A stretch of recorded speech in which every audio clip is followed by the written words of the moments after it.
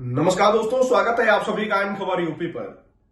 लोकसभा चुनाव की तैयारियां जोर शोर से चल रही हैं। प्रथम चरण का मतदान खत्म हो चुका है और दूसरे चरण की तैयारी है। इसी क्रम में बसपा प्रमुख मायावती की भी जोर शोर से जनसभाएं हो रही हैं और आज जो है अमरोहा में मायावती पहुंची हुई थी। वहां से जनता को संबोधित करते समय उन्होंने जमकर वर्तमान की भाजपा सरकार और पुरानी सरकार यानी कि कांग्रेस पर निशाना साधा।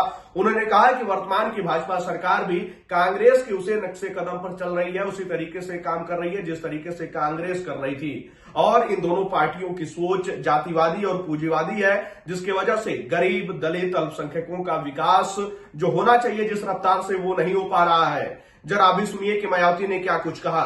काफी खेती होती है, लेकिन वर्तमान बीजेपी की सरकार ने किसानों का विशेष ध्यान नहीं रखा है।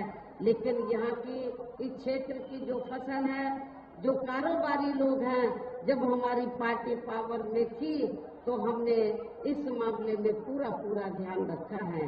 इतना ही नहीं बल्कि केंद्र में पूर्व की रही कांग्रेसी सरकार की तरह ही वर्तमान भाजपा सरकार में भी इनकी जातिवादी, हीन, सांप्रदायिक एवं पूंजीवादी सोच व नीतियों के चलते ही पूरे देश में सर्व समाज में से खासकर गरीबों, दलितों, आदिवासियों, पिछड़े वर्गों, मुस्लिम एवं अन्य धार्मिक अल्पसंख्यक समाज के लोगों का भी पूर्ण रूप से विकास में उत्थान आदि नहीं हो सका है।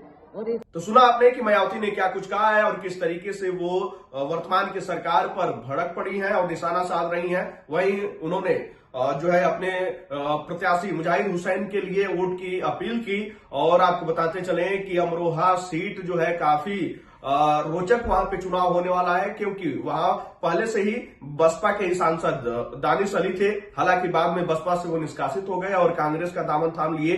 कांग्रेस से वहां से वो प्रत्याशी बने हैं और इधर बसपा की ये मौजूदा सीट है। बसपा के पास अलग चुनौती है कि इस सीट को कैसे बचाया जाए। अब देखना होगा कि मायावती की इस जनसभा का कितना प्रभाव पड़ता है। खैर, मायावती की इन बातों पर आपकी क्या राय है? आप अपनी राय कमेंट बॉक्स में हमें जरूर बताइएगा।